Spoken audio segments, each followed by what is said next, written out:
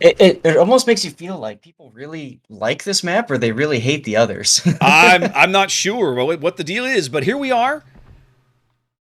PN looking to, like I said, PN looking to punch their ticket to day 3 here. They come in with Shikishima Montana. They traded the Yamato for a Montana. I'm wondering why they did that, but obviously there's a reason. Double Des Moines, Moskva Nevsky, bunch of radar, Daring Marceau, and Shimakaze. Could have sworn Deadeye Abuser was in a Montana last game. Hang on a minute. Let me think. Who am I thinking of? What game was it we were talking about the glorious Japanese steel folded 1,000 times? I thought that was. That was a couple games ago. Am I really that far behind? Wow. Okay. That's all right. That's all Ignore right. me. I'm dumb. So essentially, PN is saying, "Hey, this worked. Let's do it again." Looks that way to me, more or less. Yeah. Yeah. So hey, that's fine. AR coming here with Yamato and Ohio once again. We see the Yoshino making an appearance, as well as Des Moines, Moskva, Stalingrad, one of each because variety. And Gearing, Daring, and Shimakaze rounds out the destroyer side of things. Because as Morgan Freeman's character says in Robin Hood, Prince of Thieves, Allah loves wondrous variety.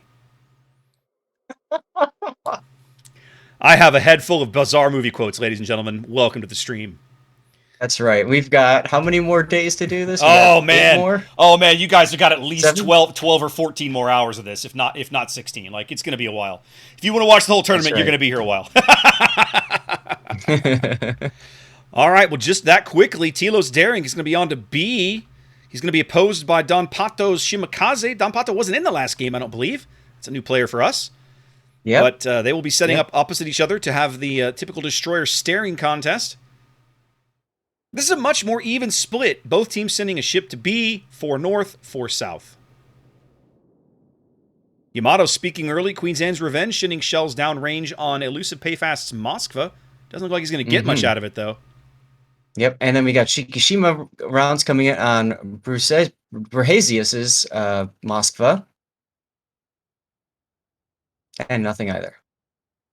A little bit of long-range fire going nowhere. Guerrero back in the gearing. He's about to step on the very bottom end of the cap. Yep. Both teams setting up with a Moskva at A. Go ahead. These positions are pretty much what you'd expect early on. You've got, your Stalingrad, Moskva buddied up to islands on both sides. But what's interesting is over on PN side, we've got a Des Moines heading down the one line. Oh, have a look at General Ledger. He's going to sneak by. Ooh, that could have been bad. Yeah. Unfortunately, Guerrero's going to have the same problem here in a moment. Yeah. Let's see what he does. But if you look at PN's positioning, they're throwing the Des Moines on the far flank. I was mentioning that before. And then they've got another Des Moines with the Nevsky on the other far flank. Yeah, I kind of like how PN is spreading out here a bit. It feels, I mean, AR's going to give up the C cap early, but with the Marceau in the mix, I won't say that's impossible to avoid, but it certainly is challenging to avoid. Yep. Incandescent took some hits, and I heard that Shikishima shell. Here it comes. Meh. Tilo looking like he's going to abandon B completely. They're gonna let Don Pato pick up the Shima, pick up B here, maybe. Oh Tilo. No! Look at C! Look at C! Look at C! Look at C!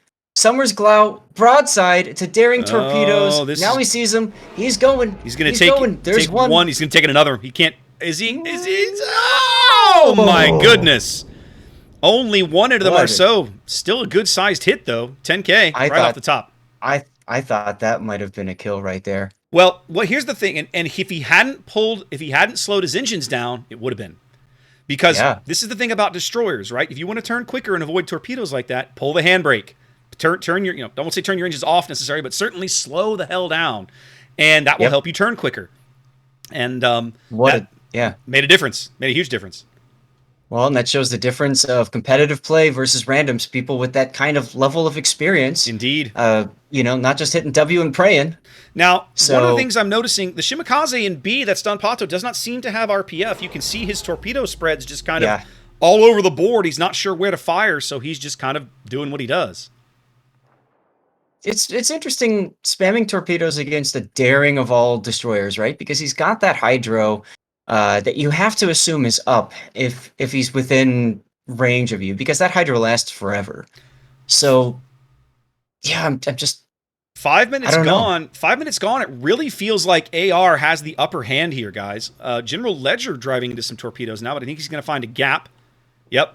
As Deadeye Abuser. But I mean, Deadeye Abuser's been farmed down. The Summers' Marceau has taken a torp. General Ledger is a little beat up. Whereas AR has not really taken noteworthy damage to this point. Well, AR is doing a nice job of focus firing down that Montana. We saw what he did last game. So makes perfect sense, and I think he was playing a little bit too aggressive early on there. He's paying the price for that. Well, speaking of paying the price, Don Pato's Shimakaze getting absolutely pushed out of B by Tilo's Daring. Oh god, yeah. The Shima all by himself, no support there. Some Shikishima shells coming in, but Yamato, but nothing there. Cutting the Shima's health basically in half as he's continuing to back off the cap. This is the price of essentially not giving him any support, leaving him kind of out there on his own. Yeah, I kind of feel like a Daring would have been the better choice for Destroyer if you wanted to be more by itself. I'm inclined to agree with you. I'm not sure why. If you're going to leave a Destroyer to fend for itself at B and not give it any support, pick one with a heal, right? Like go back to the Holland. Holland is not a terrible pick for that kind of a duty. Right. Because your job is to then break contact, get away, and heal up. Well, and Shimakaze wants to torpedo things. Oh yeah, it's not going to torpedo a Daring. No, most likely. Well, and there's not going to be much, for example, many battleships to torpedo here in the middle of the board, where those torpedoes can be really impactful. So yeah, I feel like maybe this is a bit of a misdeployment on AR's part. I like the Shimakaze pick. I feel like the Shimakaze is not. Tilo. Oh. I feel like the Shimakaze's position is not necessarily being utilized correctly. I feel like maybe they should bring Guerrero back here and rotate the Shimakaze down south where he can potentially finish punishing the Montana or something. Oh, absolutely. Right. That's something I was going to mention earlier is like if you're getting no headway, then it's time to change things up again. Yeah. And I think the Daring and Shima could have easily swapped places, and I think they both would have done much more for their team had they done that. Yep. AR up a little on health, certainly looking healthier overall as a team. Don Pato's Shimakaze accepted, perhaps, but upside down on points, about 60 points here. 7.5 minutes gone. Mm-hmm. Got a little Des Moines standoff down south here, but General Ledger might help break that standoff with those 12-kilometer Shima torps. Here they come. It's going to take set your timer for 1.5 minutes. Yeah. We'll check on them later. It's like you're cooking something, right? Yeah. Guerrero dumping more torps once again, trying to get more damage downrange on Deadeye's Montana. Multiple radars going up, fishing here. Mosva looks like he's got angles on Grand Eureka's Des Moines. That could be... Yeah, he backed up too far. Yeah. And now... It's a very common mistake. Grand's got to move back up again to... Yep. He managed to do it. He's going to get some nice cover in there. The good news for Grand is that by pushing him up and putting him behind the island that way, he's almost virtually guaranteed to dodge all those torpedoes. Oh, I was fixing to say that too. Yep. Oh, the irony with that, right? The irony. If they had not taken that shot and left him out there, he might have eaten one, but not today, Buana. Not today. Now, AR has rotated David's Daring down to the B cap. So now we have the potential for a little bit of a Destroyer tag team here, as the Daring smoke goes up over Don Pato's Shimakaze. So now it is a tag team here. Tilo realizing that's not an engagement he wants a part of, smoking and trying to bail out. Now, here we go again. David turning away instinctively, and I think I would that's a like mistake. to have seen him turn in. He needs to get into the cap now. It's time. You're pushing. You've got the radar on Tilo. Push the advantage while you have it. Plus, keep all your guns in the fight. He takes his stop their point gain, et cetera, et cetera. Yeah, he took his bow turrets out there for that, and while turning away, that was not how you should have played that engagement. But they are going to succeed in getting a good chunk of damage on Tilo. I like this play. They have to do something. Well, some of it will. They've got to break the stalemate, and right now B is the logical choice because Tilo is very much like Don Pato had been, all hung out by himself. He's no support. Right. And so now now the shoe's on the other foot. David 93 being able to move up here and kind of aggressively push Tilo out of his cap. But that engagement should also free up PN to move around the corner, and you can see that Speed 3 is doing just that with his Des Moines. He's going to take the next island. It does, but once again, just look at PN. PN now 100,000 HP down collectively. Yeah, yeah. They have not been trading well. So AR is upside down on points, not catastrophically so, but they have absolutely been trading significantly better than PN this game. David now cross your row. David now getting lit here in the B cap, having to smoke and break contact as the Marceau comes to the dance. PN responds by bringing their own destroyer in as well for backup. As now David decides he's got to smoke up. I mean, they've got to do something, right? It's now a 2v1 fight. Yep. If you don't bring some help in, you're basically just surrendering Tilo to death. That's never a good idea. Yep. So they're getting shots on. Too long. I think Don Pato got lit. He's going out. Yep. That was a mistake. Yep. Pato got lit. It must have had a gun bloom up.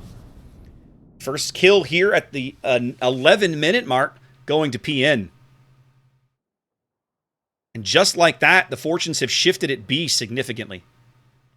Yep. If you're going to make a play like what we saw AR do by rotating David in, you have to make it decisive. You cannot allow the enemy to react to what you did. Yeah. Because PN had the time to make that reaction.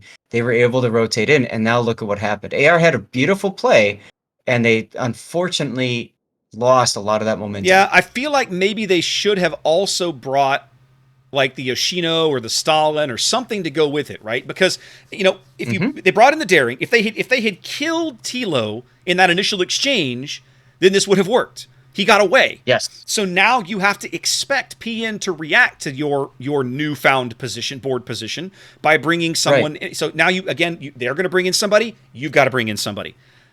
Because again, like I was commenting, look at Speed 3. We talked about how PN knew, now that they saw both destroyers, they could be more aggressive with their cruiser deployment. Yeah. And Speed 3 is going to just take Manco down. It's only a matter of time before that happens. Yeah, the Yoshino's not in a position to do anything about it, not even to put shells on Speed 3. Manco, if nothing else, they're going to force Manco out into the cap. Yep. David being aggressively hunted now by the tag team of Summers and Tilo. He can see Summers. He's got torpedoes going in that direction. Now, this is short duration smoke, though, so this has to be decisive. Mm-hmm. If you don't kill Summers right here, then when he's they might actually bag him. Ohio. They might actually bag him, Zath. They are now. Manco's going out. It's going to go down. But the Ohio can't see him. How interesting. How interesting. The plot maybe thickens. His vision is impacted by movement. I don't know, maybe, but that puts PN, despite being down on health, they are up on ships and caps as the Ohio steps onto C, and David's daring is now basically forced into an engagement that he can't win. He has to step on B very, very soon. But if Summers reverses, Glau reverses, this is over. David will be dead in seconds, and that will end the game. There it was. Speaking of ending the game. We weren't even looking at the A cap, and there we go. So that's an example of a game where AR basically did, in my opinion, did everything right. They traded better, but they made some, I won't say poor, some ill-timed tactical, strategic decisions, right? About when to push and where to move pieces around, and being able to take advantage of it. Yeah, and that turned out to be a decisive mistake for them. So it happens, but that means that they're going to move on. That PN's going to move on, right? PN's going to day 3, and AR is unfortunately their tournament is over. But well played. They looked really good, Zath. We saw them in day 1 and in day 2. They played very well. So I look forward to seeing them again next time in King of the